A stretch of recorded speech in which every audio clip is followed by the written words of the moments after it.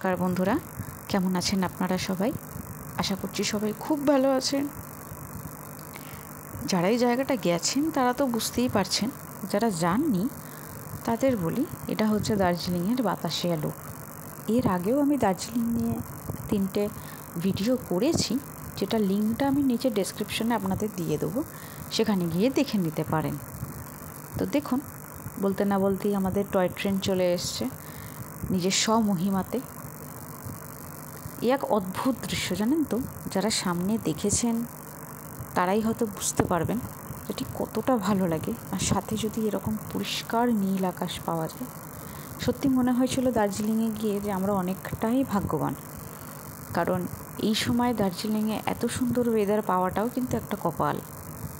তো সেখানে টয় ট্রেনটা দেখে আমরা বেরিয়ে পড়েছিলাম চা বাগানের উদ্দেশ্যে। এটা চা বাগান, আমরা যাচ্ছি। দেখুন, প্রতিটা পদে পদে আপনাকে মুগ্ধ করবে। অর্থাৎ যারা আমার মতো পাহাড়প্রেমী রয়েছেন তাদেরকে তো মুগ্ধ করবেই, আর যারা আমার পাহাড়প্রেমী নন আমাদের মতো তাদেরকেও মুগ্ধ করবে, এটুকুনি আমি গ্যারেন্টি দিতেই পারি। তো দেখুন, এসে গেছি আমরা চা বাগানে। আশেপাশে শুধুই চা গাছ, উপরে নিচে ডান দিক বা দিক যেদিকেই তাকাবেন শুধুই চা গাছ দেখতে পাবেন। দেখুন কি সুন্দর ছোট ছোট চা গাছগুলো, কত যত্ন করে কাটা, থাক থাক করে কাটা, সুন্দরভাবে এগুলো সব ওনারা মেনটেন করেন, যার কারণে হয়তো আমাদের দেখতে এতটা ভাল লাগছে। দেখুন নিচের উপত্যকাটাকে, দূরের আঁকা বাঁকা পথ, ছোট ছোট বাড়ি, এক অনবদ্য দৃশ্য। সত্যি আমি তো ভীষণভাবে মুগ্ধ। আমি এমনিও যেহেতু পাহাড় ভালোবাসি, তাই পাহাড়ের প্রতি আমার একটা আলাদাই মায়া কাজ করে। তবু অনেকে যারা পাহাড় ভালোবাসেন না, আমি এটুকুনি গ্যারেন্টি দিতে পারি এত সুন্দর দৃশ্য কিন্তু আপনাদের মনকেও ছুঁয়ে যাবে। আপনারাও পাহাড়কে ভালো না বেশে থাকতে পারবেন না। দেখুন ছোট ছোট কি সুন্দর চা পাতাগুলো, পেছনে দূরে কাঞ্চনজঙ্ঘা।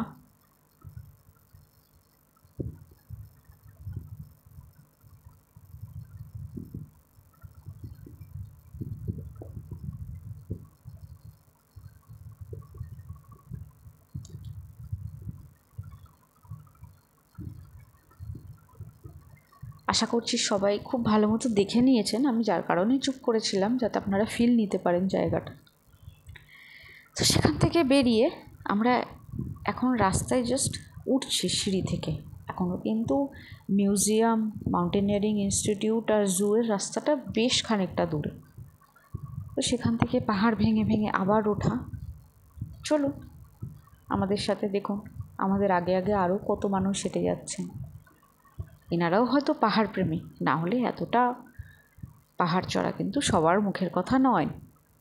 পাহাড়কে ভালো না বাসলে আপনি পারবেন না এতটা কষ্ট করতে। চলুন আমাদের সাথে ধীরে সুস্থে।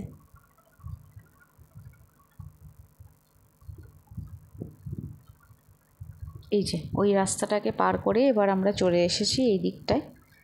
এখান থেকে আরেকটু গিয়ে তারপরে এখনও অনেকটা রাস্তা, সামনে চড়াই। এই মুহূর্তে উতরাই বলে কিছু নেই, শুধুই চড়াই। দেখো উপর থেকে নিচটা কি সুন্দর লাগছে না দেখতে। সাথে এগুলো আশেপাশে দোকান, এগুলো সেই আমাদের জুয়ের কাছেই। জাস্ট এখান থেকে টার্নটা নিলেই আমাদের জু চলে আসবে। ওই যে দেখুন সামনে রাস্তা ক্রস করছে, আমরাও এবার ওই রাস্তাটা ক্রস করে ওই দিকটায় যাব, অর্থাৎ ডান দিকটায়। তো এসে গেছি ডান দিকে।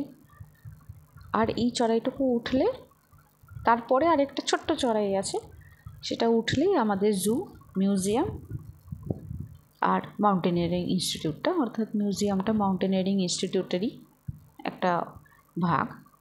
তো চলুন।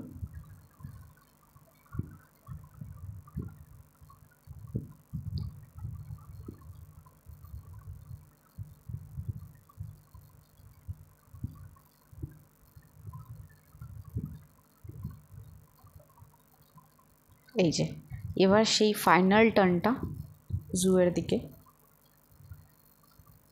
দেখুন সামনেটা কি সুন্দর লাগছে না, ঠিক একটা বৌদ্ধ গুম্ফার মতো করে মেন গেটটা। তো আমরা মেন গেট থেকে ঢুকে পড়েছি। আর এটা হচ্ছে ম্যাপ, জুটা ঘুরে দেখায়। এই যে চলেছি আমরা এখন প্রথমে মিউজিয়ামের উদ্দেশ্যে, কারণ আগে মিউজিয়ামটা দেখে তারপর জুয়ের দিকে ঢুকবো। একবার জুয়ের দিকে ঢুকে গেলে আর মিউজিয়ামটা দেখা হবে না, কারণ জুটা অনেক বড়, প্রচুর কিছু আছে দেখার মতো।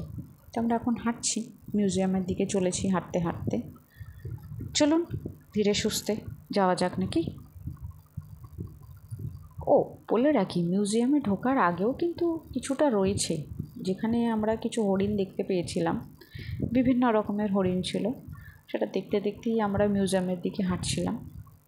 আসলে এমনভাবেই এরা প্ল্যান করা, খানিকটা ঢোকার আগে খানিকটা ঢোকার পরে আপনারা দেখতে পাবেন। এই দেখুন, এটা এক অন্য ধরনের হরিণ।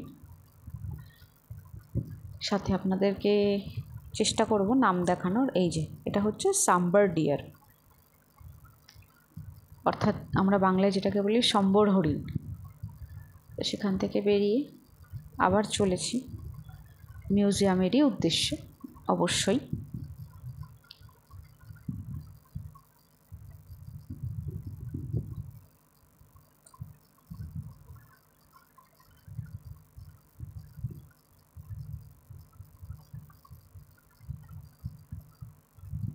আশা করি রাস্তাটা বুঝতেই পারছেন যে ক্রমাগত এখন চড়াই উঠতে হবে আমাদের, উতরাইয়ের কোনো জায়গাই নেই, ক্রমাগতই উপরে উঠে যেতে হবে।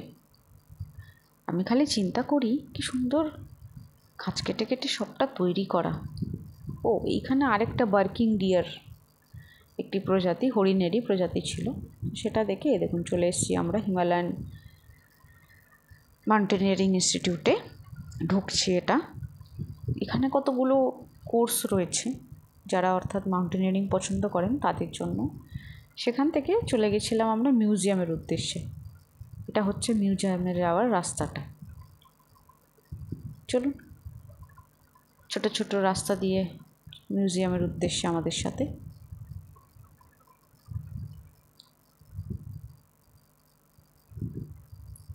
আমার আবার যেহেতু একটু মানে হাইট ফোবিয়া আছে, তাই আমার বর বারে বারে দাঁড়িয়ে দাঁড়িয়ে আমাকে দেখছিল যে আমি ঠিকঠাক উঠতে পারছি কিনা।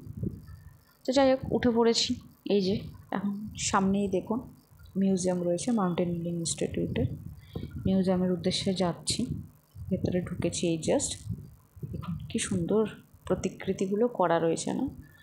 যদিও আমরা ভিডিওটা করতে পারিনি, কারণ মিউজিয়ামের মধ্যে অ্যালাউড নয় ভিডিও করা।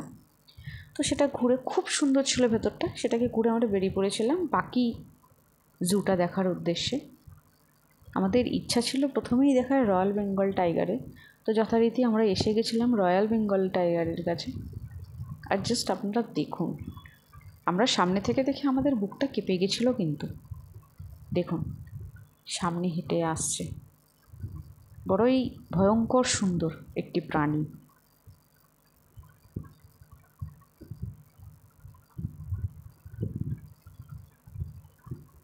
আমাদের মতো অনেকেই দাঁড়িয়ে রয়েছে ওনাকে দেখার জন্য, ওনার একটি মাত্র দর্শন পাওয়ার জন্য দাঁড়িয়ে রয়েছেন। এই দেখুন আমাদের রয়্যাল বেঙ্গল টাইগার।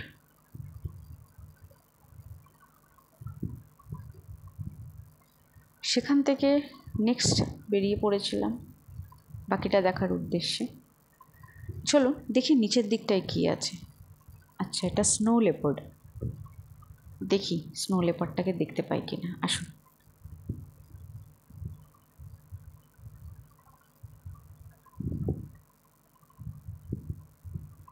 ওই যে দেখুন শুয়ে রয়েছে স্নো লেপার্ড।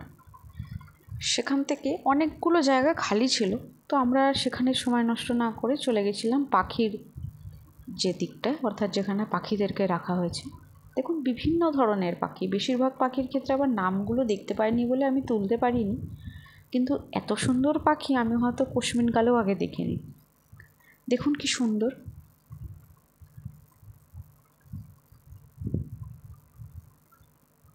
এত রং বেরঙের পাখিও হয়, এগুলো হয়তো আমরা বইতেই পড়েছি, কোনোদিনও সামনে দেখার সৌভাগ্য হয়নি। দেখুন কত সুন্দর। এটা তো খুব সম্ভবত ম্যাকাও। এই পাখিগুলোর নাম আমি বুঝতে পারিনি, কারণ ওখানে লেখা ছিল না। দেখুন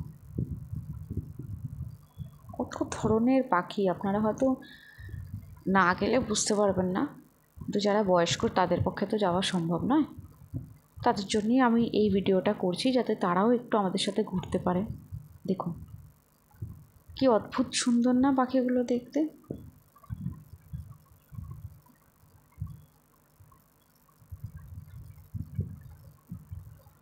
দেখুন এটার নামটা পেয়েছি, নামটা সাথে চেহারাটাও আপনাদের দেখালাম। বেশ সামনে যদি দেখতেন বুঝতে পারতেন বেশ বড় পাখিগুলো। ছোট হয়তো লাগছে ভিডিওতে, সামনে কিন্তু বেশ বড়। সেখান থেকে চলে গেছিলাম আমরা রেড পান্ডা দেখার উদ্দেশ্যে। তো এই যে রেড পান্ডার কাছে পৌঁছানোর পথ, ক্রমাগত হেঁটেই যেতে হবে আপনাকে। আপনাদের যাদের হাঁটার অভ্যেস আছে তাহলেই পারবেন, না হলে এত বড় জুটা কিন্তু হেঁটে দেখা খুব কষ্ট। বিশাল বড় জায়গা, বিশাল হাঁটতে লাগে। তো চলুন আস্তে আস্তে এগোই নাকি রেড পান্ডা দেখার উদ্দেশ্যে।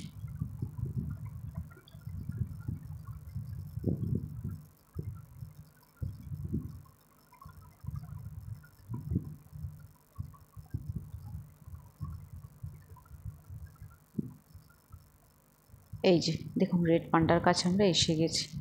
আর ওই যে গাছের ডালে সে ঘুমোচ্ছে নিতান্তই ক্লান্ত হয়ে। আমরা যে দাঁড়িয়ে রয়েছি তার কিন্তু বিশেষ কোনো হুঁশ নেই, বা সে আমাদের পছন্দও করছে না। সেখান থেকে এসে আমরা লেপার্ড ক্যাটের কাছে চলে এসেছি। বাঘের মাসি বলতে পারেন, জানেন তো, মানে সাধারণ বিড়ালের তুলনায় বেশ খানিকটা বড়।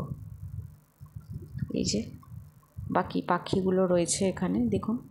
পাখির সেগমেন্টটা আসলে অনেকটাই, কিছুটা পেছনে কিছুটা সামনে।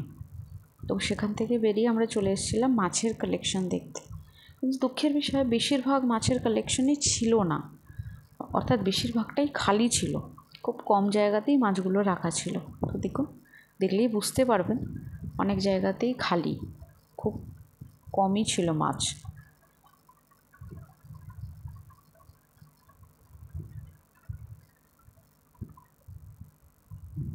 এই দেখুন এগুলো সবটাই খালি। যদিও আমরা চেষ্টা করছি ভেতরে কোনো মাছ আছে কি না ঢুকে দেখার, কিন্তু এখানে কোনো মাছ নেই, পুরোটাই খালি। তো যাই হোক, এই হলো আমাদের ট্যুর। এরপর আমরা ফিরেছি হোটেলের উদ্দেশ্যে, বেরিয়ে পড়েছিলাম সেখান থেকে। আশা করছি সবার খুব ভালো লেগেছে। নেক্সট পার্টের জন্য ফলো করুন।